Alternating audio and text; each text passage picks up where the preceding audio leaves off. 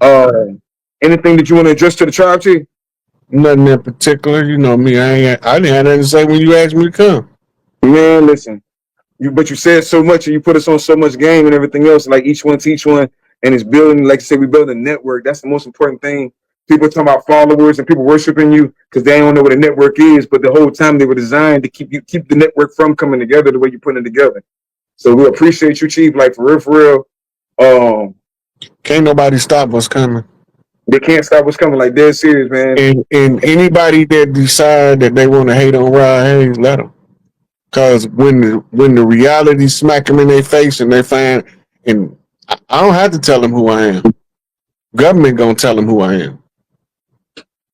And look, they ain't paying attention. Clearly, they're not paying attention because a lot of the so-called, how do you hate now in this day and age when you've been doing this for years?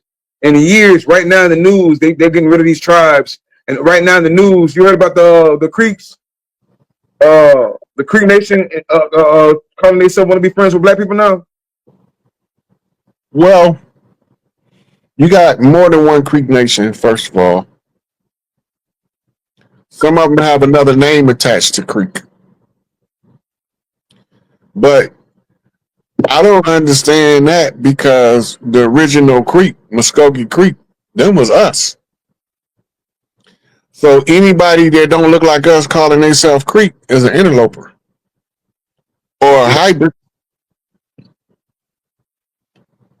They said somebody, bro said, do you know anything about Sanford? Yeah, I mess with Sanford hard, man. Sanford is amazing. Sanford ain't nothing but Orlando, man. I don't even remember when they came out that whole Sanford name, but that's all Indian. That's all Indian indigenous grounds. Like you know where the springs is. Look, everywhere they step is tribal land. I mean, especially in Florida. They know, especially know where everywhere they step over here, tribal land. I say, Can't get away from it. It's all tribal land.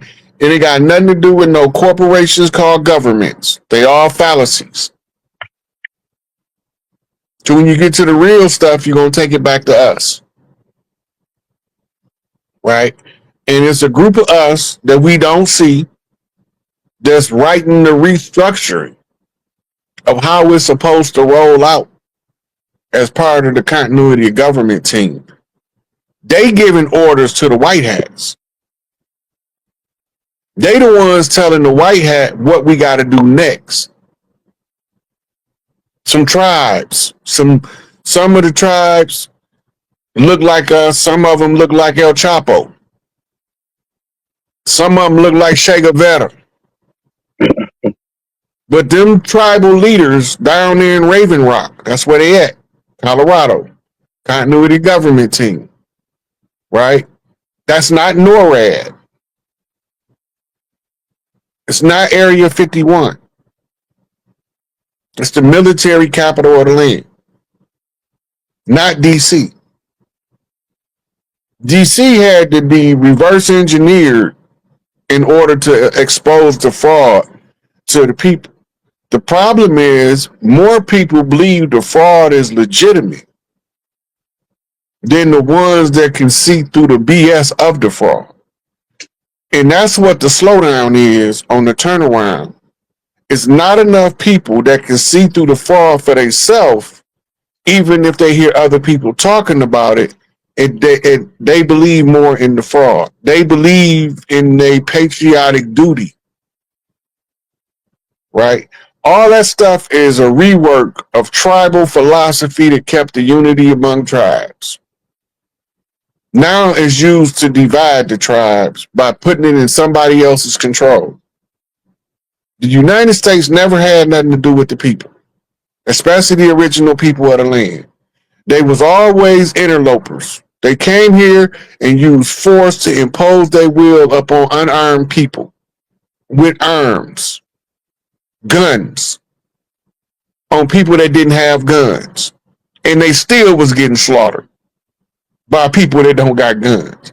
But they got so good that the people that didn't have guns started reverse engineering the guns they brought and started making them better.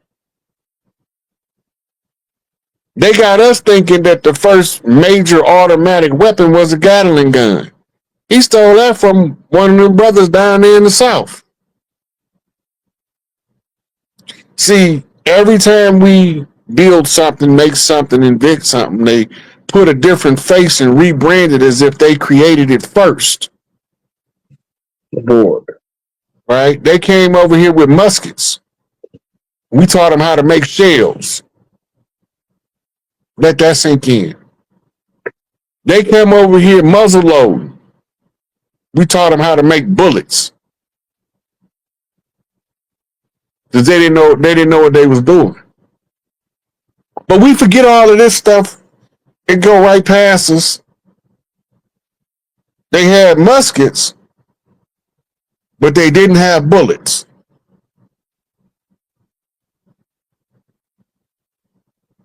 But then they come over here, we reverse engineer their guns. All of a sudden, now they got bullets.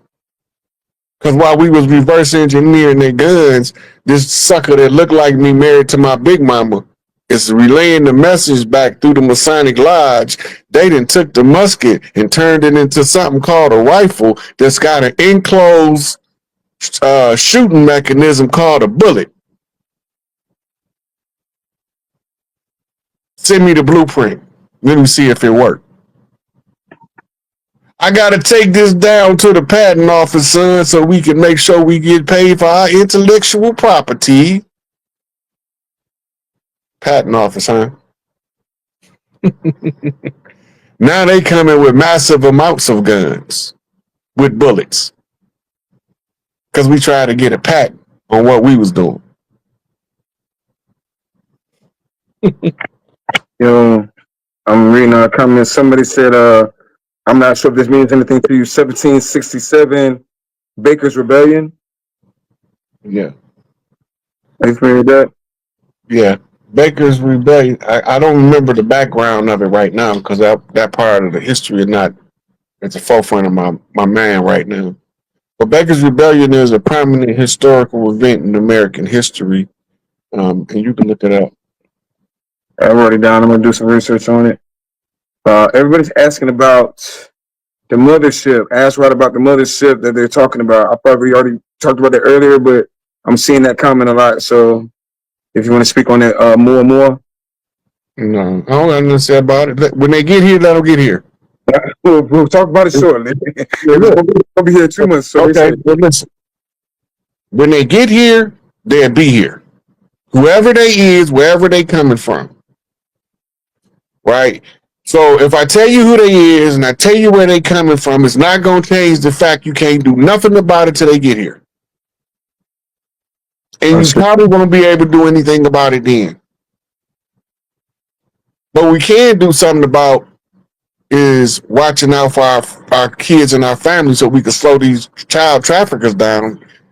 We can focus that energy, take our children out of this public indoctrination camp called school. We can control that.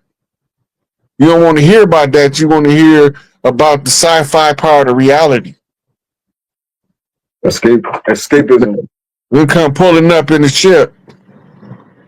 Look, if they ask you to get on that ship talking about you going home with me and you go, when you come back in your next life, you can tell me what it was like to be dinner. I'm not being no fool for no Anuna gods. I'm checking it out. Any info on Seminole County, Sanford, Florida, Indians. Appreciate y'all. Hey, did you listen? Oh, my bad. Let me read this. Devin Air L said, any information on Seminole County, Sanford, Florida, Indians. Appreciate y'all guys. Yo, man, that's like, it's so much deep information. I just did a live with Camorio, and he puts up so much good information on Florida and archives and everything else. You really got to look into the archives and make sure ain't nobody got an agenda against you when you listen to this information. But did you listen to that song I sent you about Kissimmee River? Yeah, I remember. The Kissimmee River, and that's all they talk about is the Dragon Kings down there, or they call themselves the Dragon Kings, all the way up to North Florida with the Chief Centuriwa and the Timucua tribes. Everybody be talking about Seminole, but they weren't calling themselves Seminole. They probably call themselves, especially around Seminole County and Sanford, probably. You got to remember, it was the outsiders that called them Seminoles. Like that's more Yamasee territory. That was there. They was named by outsiders. That's an exonym. When we was calling ourselves, we was calling us because the war defense team was drawn together by a Gullah Geechee Big Mama out of the Carolinas. She recognized the patterns of their movement and said it was going to be a problem. We're going to need all hands on deck. If you look at the migration pattern of the tribes, they're going to start off going from north to south, west to east. Because we was all going to Florida to fight in what was then by us referred to as the Gullah Wars. We know about Gullah Geechee. We don't talk about the Getty Geechee and the Giddy Geechee, which is two other tribes that was kindred tribes to the Gullah Geechee. Just as big, just as prominent. Now they all call Gullah Geechee together. Right? And some of them have a stronghold in Louisiana. The old Geechee, Uncle Geechee Dan. They telling you who your people is. Right? So when we refer to those wars, who's ever writing the history, you know from which perspective they telling the story. If they call them the Gullah Wars, they describing the great native resistance to the incursion of the Spanish after the discovery doctrine was given to them by the Pope.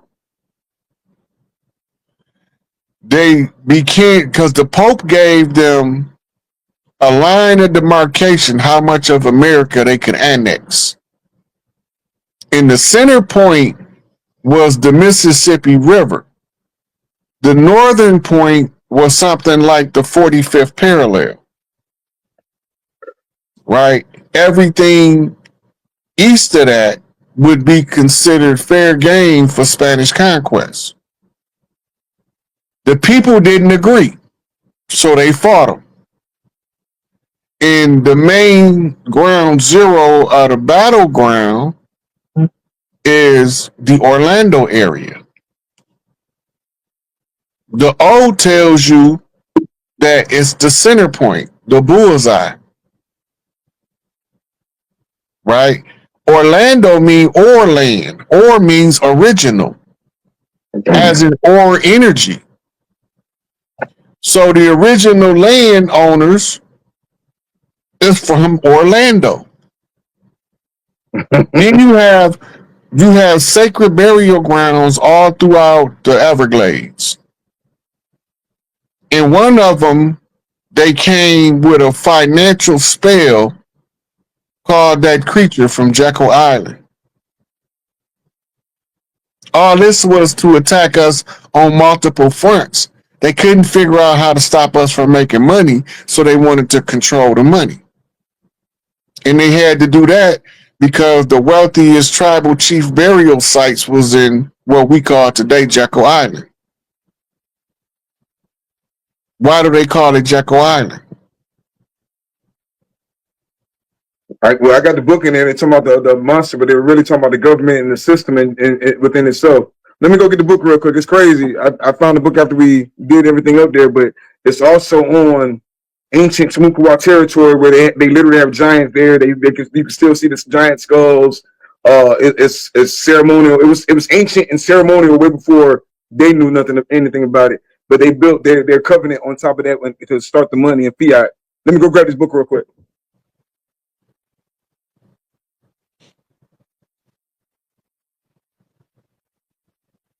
Let me look at the comments and see if I can answer the question before you get back.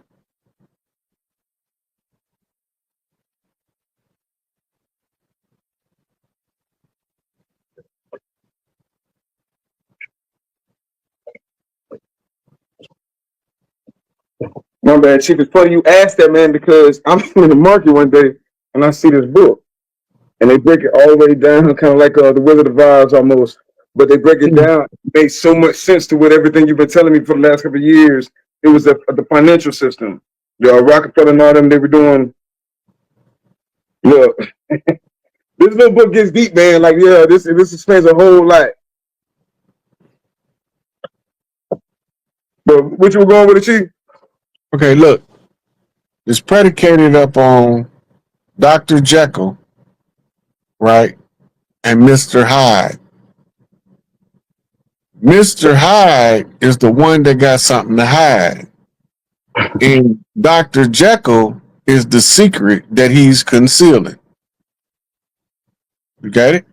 Mm-hmm. So the Jekyll Island is the island of Dr. Moreau. Why is that important? The island of Dr. Moreau tells the story of the creation of various different cross-species hybrid animals that's been genetically manipulated. But that's not the part that it's referring to. The name Moreau literally is French, translates into English as Moor. So now they telling us the people behind the scenes that's pulling the strings is the dirty Moors. People hear me roast the dirty Moors, but they don't know who the righteous Moors is because they don't understand the Moorish parable of the sardine. All sardines are not the same fish. But they packed in the can as if they was the same. Yeah, man. Somebody gave a big shout out to you. I can't pronounce your name. Arkansas Natural On Laws Mofo. Chief, you helped so many freaking people, me included. Love you, brother. I gotta give you a shout out, man. I said the same thing. They stole all 5 names of the tribes.